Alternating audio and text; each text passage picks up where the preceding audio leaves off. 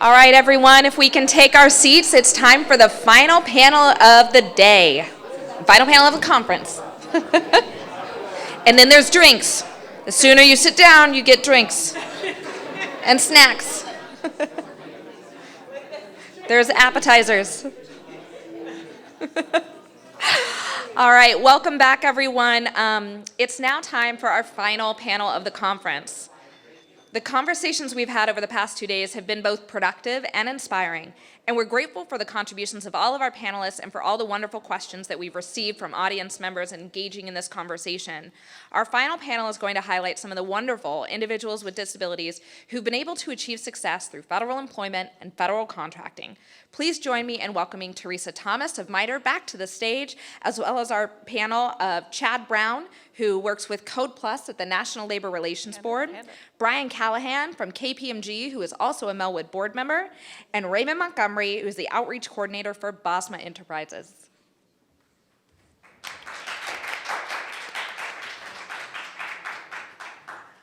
All right, you guys are the crowd that stuck with it. Congrats, thank you. If you're not tired of me yet, I'm sure you have spent your energy today. I have been here since yesterday morning, so some of us have been here for quite a while. So in all that time, we've heard a lot of this messaging, so I'm not going to spend time telling you why hiring people with non-traditional ways of working and interacting is good or important. You already believe that. That's why you're here, and we've heard about it a lot today. But there's some things we want to do with this panel. We want you to have some more faces to go with these high-level concepts we've been talking about. We want you to have some insight into the lived experience of the folks that are often swimming upstream in systems that aren't designed to work for them. And then we want you to take away some practical tips on what you could do now, today, tomorrow, as soon as you get back to work, to help folks like these guys thrive in the workplace and to tap into their best work.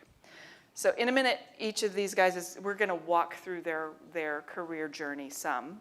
But right now I want to make sure that we've got everybody's names straight and that everybody is oriented. So, and I told him I was going to do this. So I'm going to start with Ray and make sure we've got everything you need to be oriented and comfortable. You know where everything is and... Yeah, I think I'm good to go. Okay, there's a water bottle next to your right elbow if you need it. Okay. And so Ray is down at the end. Right next to Ray is Brian from KPMG. And next to him is Chad. And then Teresa's at the end over here. So let's get going. I'm going to ask a few questions. And like we talked about earlier, these questions were sent to these guys ahead of time. So they had a chance to think about them and give some more. I need these so I can have more concise answers, right? So we're assuming that's happened here too. But that's one of those best practices that works at work as well. So take that one with you. But we're going to start with the employment journey. And that can be a long and winding road. So we're going to hit some of the high points on how you got to where you are now, and what you're doing there. I'm going to start this time at my end with Chad, because he's leaning forward like he's ready to go. Well, good afternoon, everyone. It's an honor to be here. My name is Chad Brown. As Teresa explained, I am a service desk technician at Code Plus, working at the National Labor Relations Board. My journey to this point starts at college. I went to University of Maryland, Baltimore County to study biological sciences. I graduated in the spring of 2019. Immediately in fall of 2019, I went off to graduate school to study the Masters of Integrative Neuroscience at Georgetown, right down that way. That was a one-year program. I succeeded in the program, graduated. It was the peak of the pandemic, so finding a job I expected it to be difficult. But I think the year and a half that it ended up taking was unprecedented and a very big challenge. I had some important conversations with myself, my family, about, I had always wanted to study autism research and conduct my own research. And in my master's project, I was able to get a taste of that, and I loved being able to present about something I was so passionate about. And I kept looking for opportunities that would eventually point me that way. But I think after so much time, you have to start putting money on the table somehow. So in the end, I talked to, actually no, I found out through disability services, through DOORS, the Maryland Disability Services. They pointed me to Melwood, and I was given someone I could work with in Melwood personally, who would, help me, look for career, how to advance my career. And then maybe after some more time after that, I was put in touch with who was at the time the lead instructor of the Ability IT program. So we talked on the phone for a little bit. I said, okay, if I want to do a career change, IT was something I was always curious in. I liked as a hobby. So eventually I ended up taking the plunge. I did the 3 months of the Ability IT program. That was probably in spring 2022. Fast forward to November, it was an alumni open house. It was almost a ghost town. Very few people showed up. But the one person who got me to where I am today did. She was an HR agent at the National Labor Relations Board, and we talked, exchanged information. And then fast forward again to May, I started a 90-day internship assignment. And then, well, considering that I'm still at the National Labor Relations Board, the rest is probably history. Spoiler. They hired me full-time in August, and I've been full-time status ever since. Wow. Thank you. All right. Brian. My name is Brian Callahan, and I am a QA tester at KPMG. For my employment journey that started after I graduated Washington Lee High School, back when it was known as I graduated Washington Liberty High School back when it was known as Washington Lee High School. As I was looking for a college, the biggest problem I had was transportation and navigation issues. For that, I just couldn't really find one that would offer the accommodations that I needed. And I was originally hoping to go and study something IT related, preferably computer programming. However, the only college that was in my transportation range was the Art Institute of Washington. So I ended up going to there and getting a degree in media arts and animation. And I graduated in, I think it was 07 or 08, just in time for the recession to hit. So there weren't really many job opportunities. And I was eventually able to get a job at a grocery store, well, a supermarket really, where I was a bakery clerk. I'd just package stuff that had been baked and scan expired goods, and that didn't really take advantage of my skills or talents. So after 5 years there, I decided to quit, and I took a class at George Mason University in quality assurance testing, and that would turn out to be a really big help. After that, a family member told me about Melwood, and it looked like a really big opportunity, so I decided to sign up for it. And I was able to graduate it. Well, I'm not sure if graduate is the right term, but I was able to complete the training they offered, and they also helped me earn an A+ certificate. They also put me in contact with KPMG, and I was offered a job there as a QA tester. I accepted, and I accepted in 2020, early 2020, just in time for the pandemic to hit, and I've been working there pretty much ever since. Awesome. So we've talked about Ability a lot, and I'm looking around to make sure everybody here knows sort of how the program runs. And so I'm going to ask somebody to be brave. And if you don't really understand what Ability is, can you throw up a hand and we'll hit it? And if not, we will. Awesome. Thank you. It's like I seated the audience. Somebody let me talk about this. And I'm going to butcher this, but I'm going to tell you a little bit about Ability. Is a program that Melwood runs. It is, how many weeks is it now? 14 weeks. Half a day of professional development and half a day of IT or technical skills building. And they work with Cybrary on the certification training and those kinds of things, and then really focus on that for half a day with some experts in the room. And then the other half of the day, you're learning how to write a resume, what does professional dress look like. Some of my favorites from our boot camp were how to write an email to your boss when you're mad. Yeah, I learned a lot that week. What does professional dress look like? What kind of bosses are you likely to encounter in your career? And how do you manage those relationships with the different styles of personalities they have? Really, really great stuff. So it's a great program. I had the privilege of stepping into one of their sessions midway and then at the end and saw the difference in just the confidence in the handshake and the introduction and the elevator pitch they give you as they're coming out of that, and those kinds of skills that they pick up at Ability. So great, and I can see that it helped both of you guys get a job. And Ray, you have a different story than these guys do. Yeah, my employment journey, started a while ago. My name is Ray Montgomery. I'm the Outreach and Volunteer Coordinator at a National Industries for the Blind Ability One agency called BOSMA Enterprises out of Indianapolis, Indiana.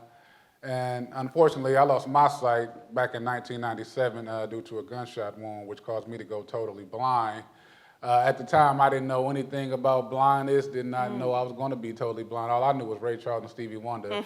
I tell you, I can't sing or play the piano, so that was out the door right there. But thankfully that I had a strong mother who didn't let me fall to the wayside, so she kept on me. And once you go through a traumatic incident such as losing your vision, you need to go through comprehensive rehabilitation so you can receive the training that you need in order for you to actually obtain a job. Because if you don't know how to live as a person who is blind, you're not going to be able to get a job or be successful on that job. But once I did all of that, got all of my training under my belt, I found myself still not really being mentally ready because it still was a mental adjustment that I had to go through once I lost my vision. So I found myself sitting back down again for about a year. Then I went and did some more training in Chicago and really found myself inspired by what I was seeing out there by other people who were blind and living their best lives and doing everything they wanted to do. So that inspired me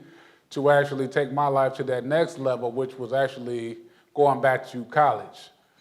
It was going to be different this time because now I'm doing it without any vision. So that was the whole thing that I had to undergo at the time. But once I got enrolled at Purdue University, I was ready to go. So I met people there. You know, I met some individuals who were blind. So it was kind of like the blind leading the blind. They were teaching me things that I needed to know because they only could teach me things that sighted individuals could not teach me at that time. They was teaching me little landmarks that you might not even notice, but that landmark was a key for me when I'm walking and traveling through college because contrary to a lot of people believe, I didn't get walked around school. People didn't walk me around unless it was a pretty girl or something. But, but that's called leading, Right. Yeah.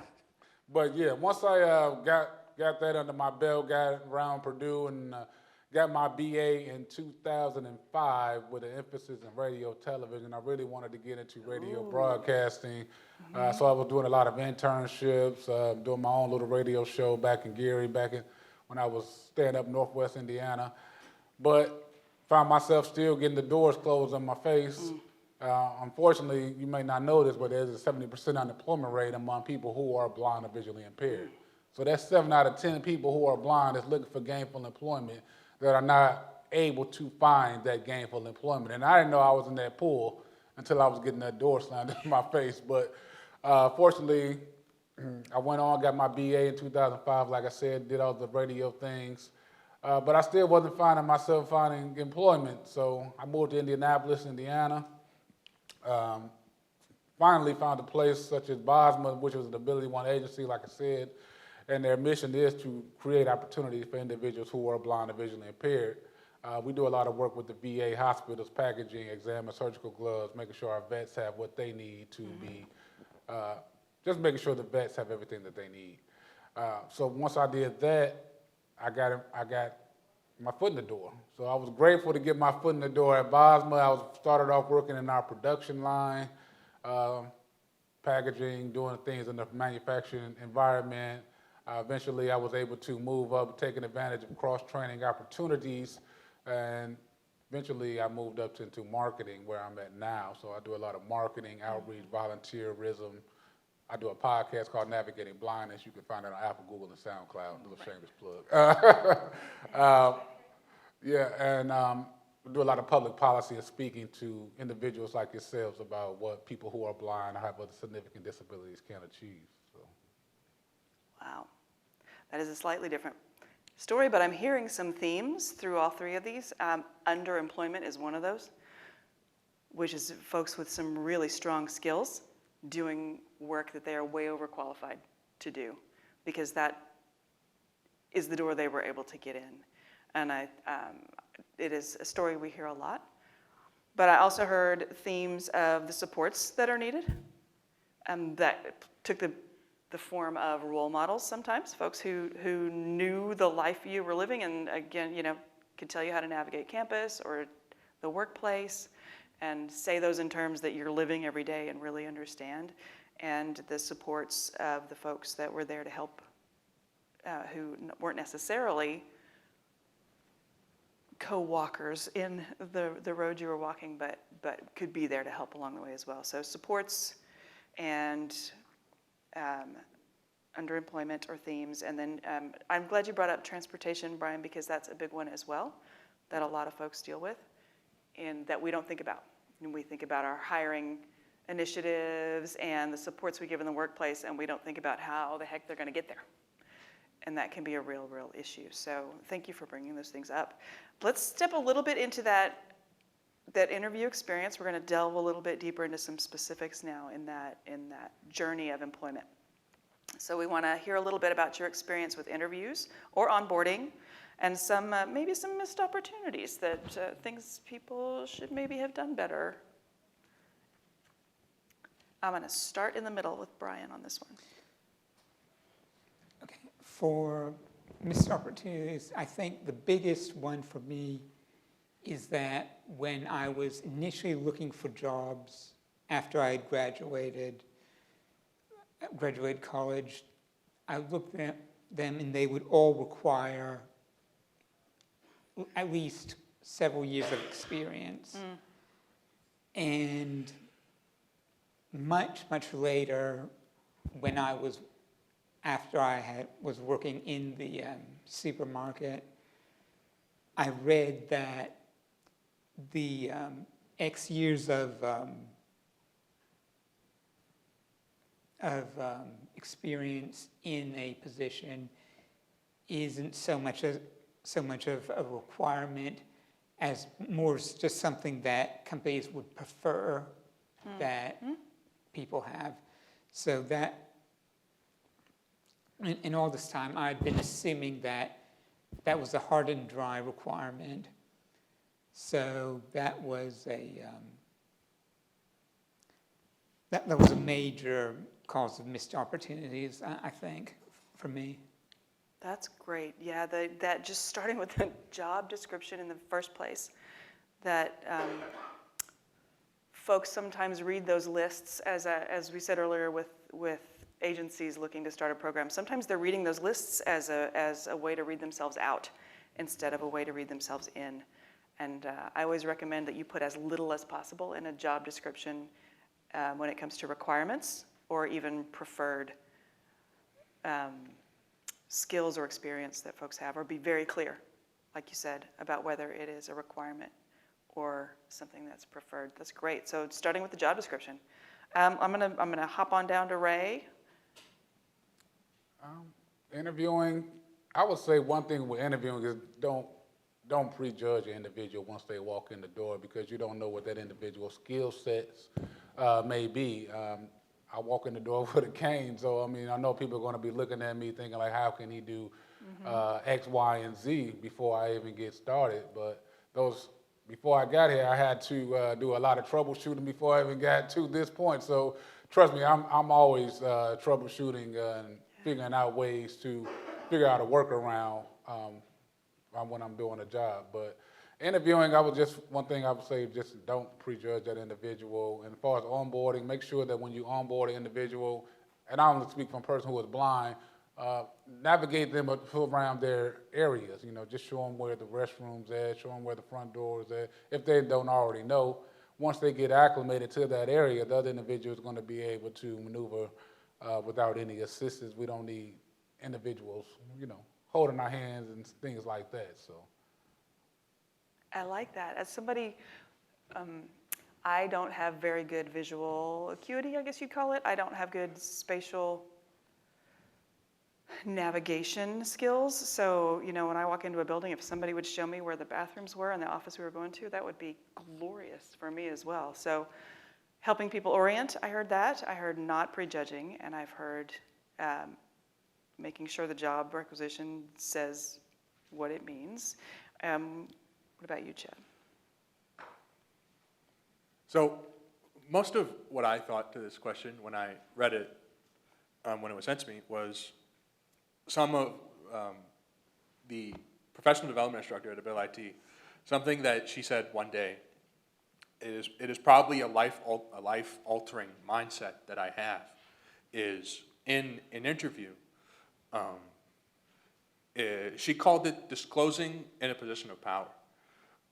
As unfortunate as it is, sometimes talking about a disability in an interview, it can just be the elephant in the room, because sometimes it can really change a lot about accommodations and how the job will go. But essentially the idea is you basically present it in a way where you can elevate yourself. And I think what's important for interviewers to realize is that when we do this, we're trying to paint the whole picture of ourselves. Sorry, one moment, I lost my phone. Take your time. Yeah. And I think it's also to even push the question back towards people like us, and especially for someone like me on the autism spectrum, who you don't, just because you doesn't see it doesn't mean it's not there. And that's just how it is. It's very important that you try to make something that some recruiters will see as naturally undesirable. It takes the most effort out of both sides to make it something that you can make work on both sides, both with the recruiter and with the potential employee. Focus on strengths on Absolutely. both sides. Yeah, that's a great one. I like that.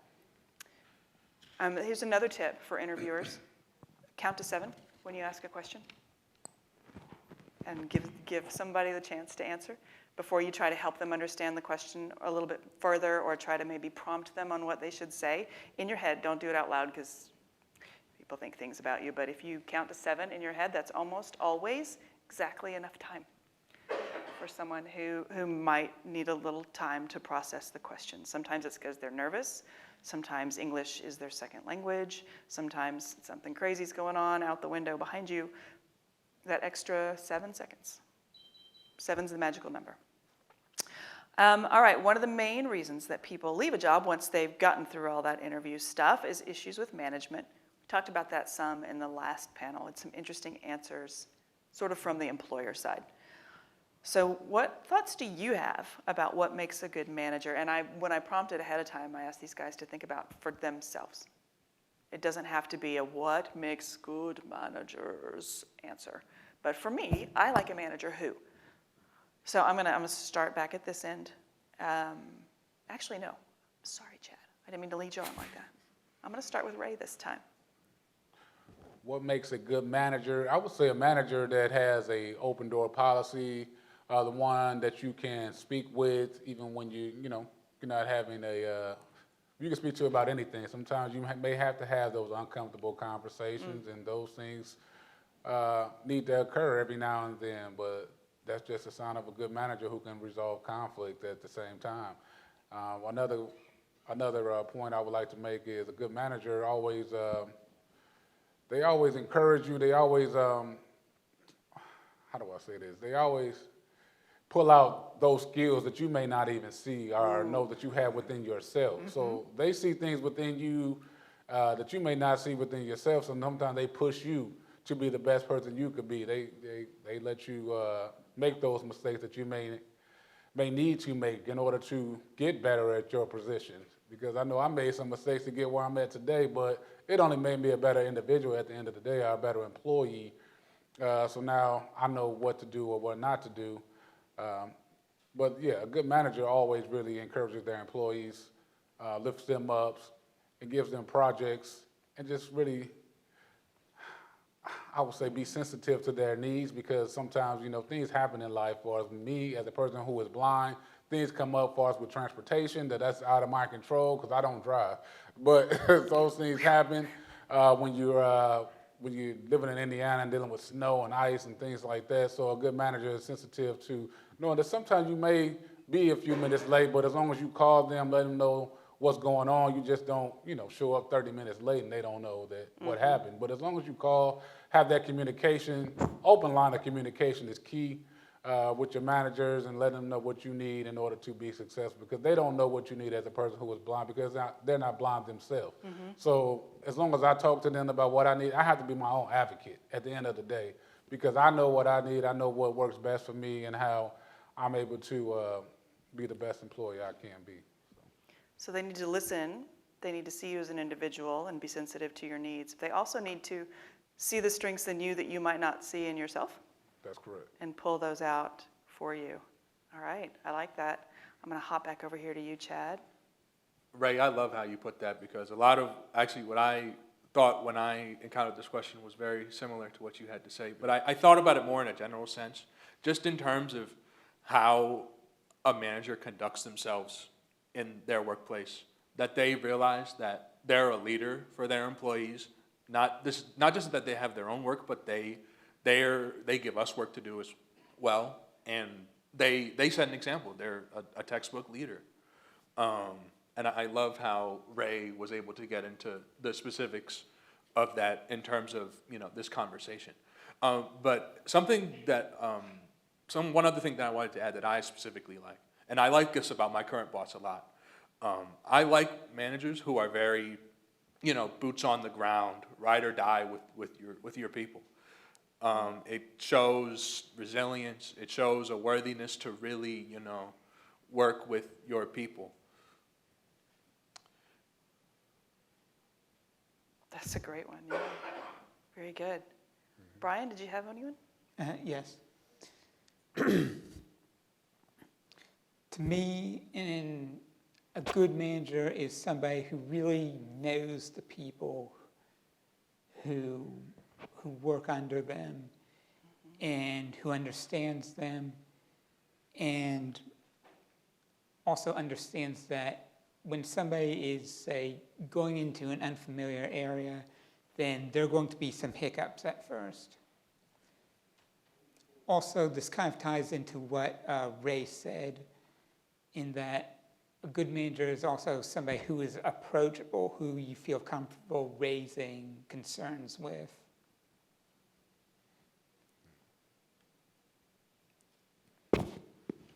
Yep. So I'm hearing basically you need your managers to be learners, to take the role of the learner, to understand you, to understand what you need, to be approachable, to be working with you alongside. That takes just a little bit of extra time sometimes, but man, the payback is huge on those. So those are great. All right. What do you bring to your team that no one else can? This is hard. And I got to tell you, I'm going to hop back a little bit to good managers in that finding the strengths in people that they don't see in themselves. folks who have struggled with a disability all through school and all through their careers, even if, like Lori was saying, even if they don't know they have that disability, right? So I just discovered it a couple of years ago, my ADHD, and all of a sudden everything made so much more sense. But you need that manager there to see the strengths in yourself, because you know your struggles.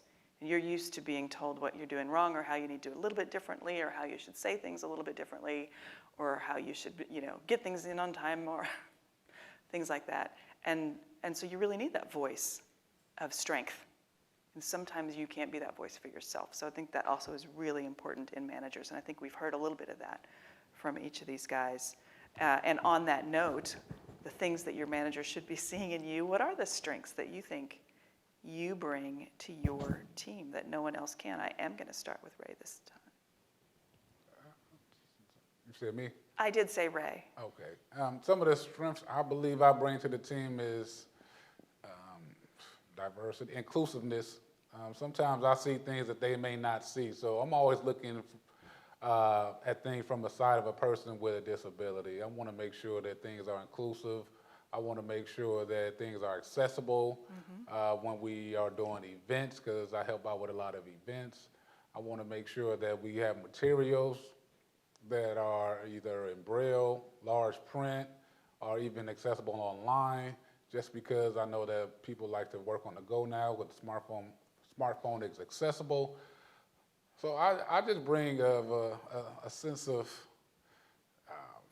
just sensitivity to the blind, the blind community, and that's what I bring to the team, because that's our mission. I'm showing us the mission at hand. I'm living the mission, and I'm the mission in front of their faces. So I want us to just be able to live that mission and continue to serve people who are blind or visually impaired. I love that. One of my favorite sayings is, the things that are obvious to me are different than the things that are obvious to you.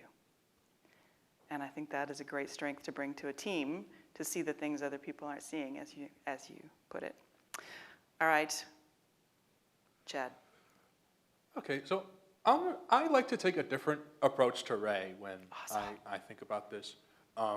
The type of person that you're going to get from me, not to dismiss my disability by any means, but I don't like to tie myself down to it, because the way that I work, I am actually my inner voice of strength. It takes a lot, but I'm able to be that kind of person. But I think when I start to make, I realize limitations I have when it comes to my disability, but I think sometimes I struggle with a point to where do I start making excuses instead of trying to overcome challenges. And to that effect, the person that I think you'll bring, that you'll see me in the workplace as, the terms I like to use to describe it is my personal blend of energy and of professionalism. In my work environment in a service desk, it can get pretty, dry in there. Just picking up the phone, putting it down, picking it up again. Have you rebooted your computer? Yeah. Have you rebooted it? Oh, goodness. Have you turned it off and turned it back on again? But I really like the environment that I'm in right now, because it's the environment that allows me to be myself. My coworkers and I, we work together a lot to solve problems, and of course we crack jokes, talk trash whenever we have some free time. And I just love that part of my work right now. I get to be myself, and if it's an environment where I can be myself, that's what you'll get from me. Myself. That is a great answer. I love that. Brian. For me, the strengths I bring to my team are that I have a good attention to detail, and I am very determined when I'm looking for a solution to a problem. For example, another thing is that I'm good with out-of-the-box thinking. For example, in the first project I was working on at KPMG, there was a somewhat persistent minor software defect that we'd been trying to solve for several days. And on my own initiative, I decided to look at it, and I created and tested a solution for that problem, and then I contacted the person who was working on about it with the proposed solution, and she implemented it, and it worked, and she was, pretty much everybody was happy that that bug had finally gotten ironed out. Yeah. The persistent determination and attention to detail. I love that. I am terrible with details. And so, that brings up a good point that teams, in order for your team to be well balanced, you need folks that bring different strengths to each of those problems that come up. And, my strength is getting everybody on board. My strength is not following through with all the little details. And so I need that team around me that really is going to solve that problem that's been bugging us for 7 days and fix that for everybody. All right, this is our last question. It's the last question of the day. Unless you guys have some really good ones. Feels like I we're just assume getting that'll be started some. here. Right? They would be really mad if we kept going at it, though. So we'll go to the last question. All right, so this is the biggie. If you have any advice to employers, other than 7 seconds, we want them all to remember that. Stop for 7 seconds. What would you tell them to think about as they begin outreach efforts to the disability community? Or I'm gonna throw in support too, but the original question was, as you begin outreach efforts, these folks out here, what is the thing you want them to take away? How do I want to start? I'm going to start with Brian in the middle this time. If you don't have a disability, then say your website or even the workplace may have, say, accommodation-related problems that aren't obvious to you. And this isn't a moral judgment on you. It's just basically human nature. We don't really observe. If we're looking for problems and it doesn't seem like a problem to us, then we will tend to overlook it. For that, I would recommend polling, say, people with disabilities who have in the past either worked at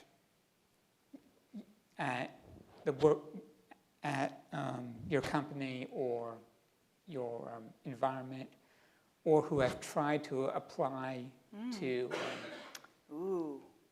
a job that you've offered, and ask them what are the specific obstacles that they faced. And this does kind of tie into what was asked earlier, but it's a bit more specific. For example, if somebody is hearing impaired, then they will, then for them, you might need to give an interview over, using chat.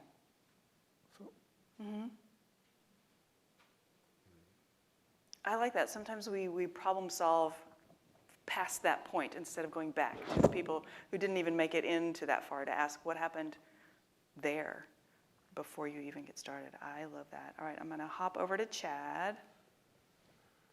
Brian, I like your points where, it's a lot about let's be thorough, let's be detailed.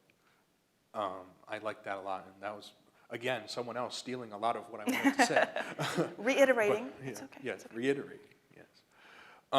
Unfortunately, I'm not very good with these logistical kinds of things. I don't have much insight into those kinds of things. So when I got to this question, I just kind of sat on it and I thought, I don't really know how to approach this way. I'll approach it my way. All right. And Let's I call think it out of the box. Thank you.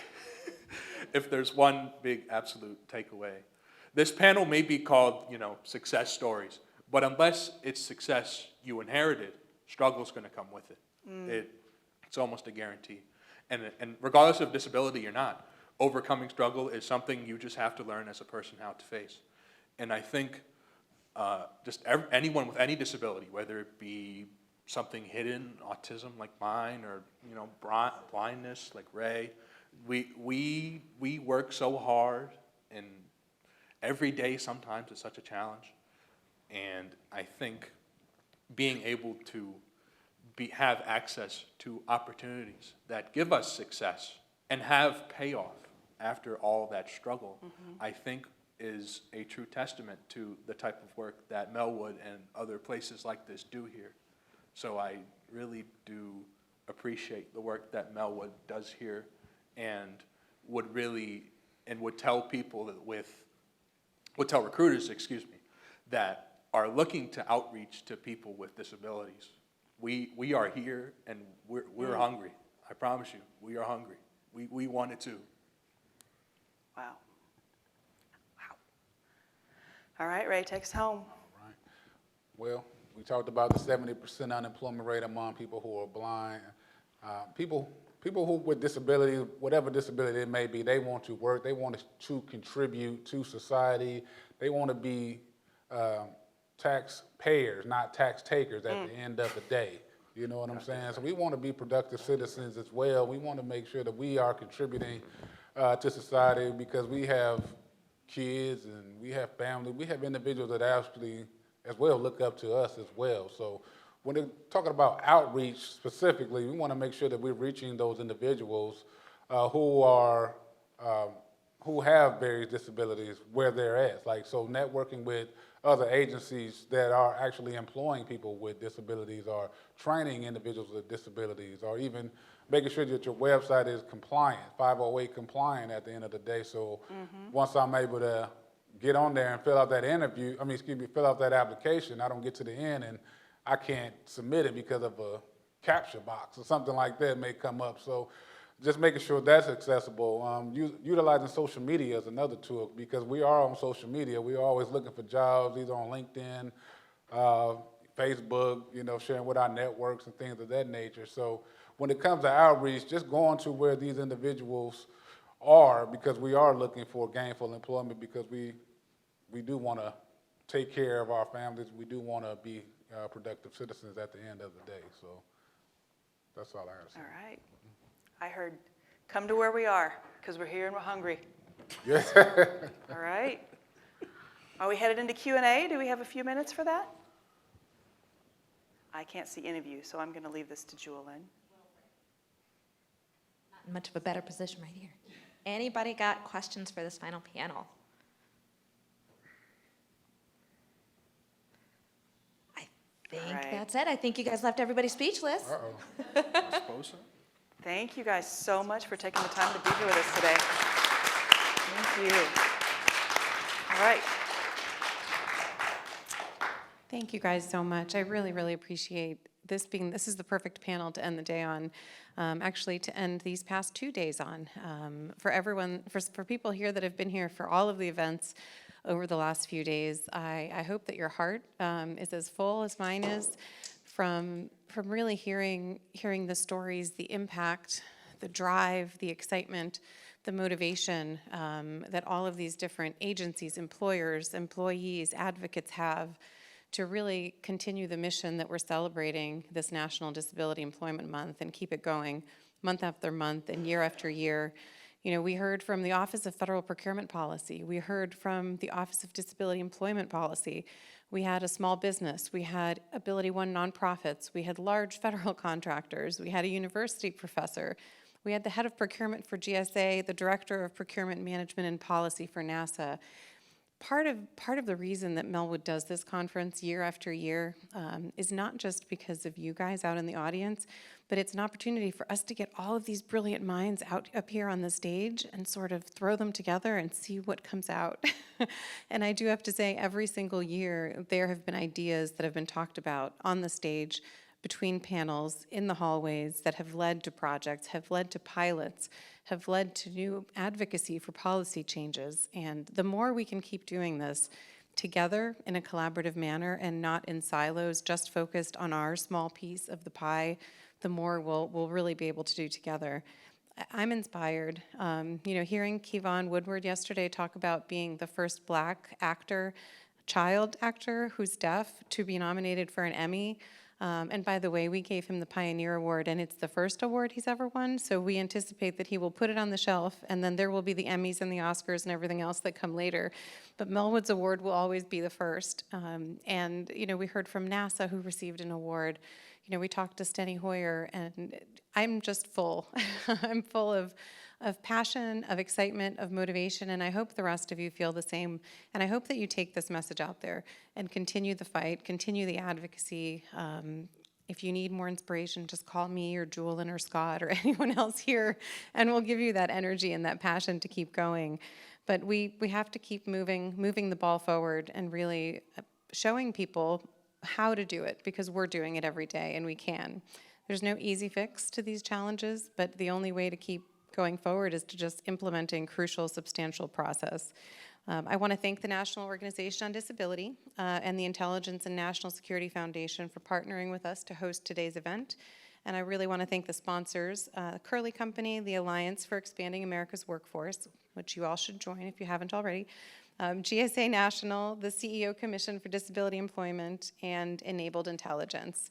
And I don't know if they can hear us from here, but Monet at least is here. I really want to give a huge round of applause to all of the workers from Melwood who've been here tirelessly working for the last 2 days. Thank you. Well, I have nothing more that I can say that won't inspire you any more than what you guys have heard on stage. I know, I'll tell them that. So I do invite everybody to go to the room next door to take a look at the Source America Resource Fair if you haven't been there already, and then to go to the next room after that for the reception, which will be starting shortly. Thank you.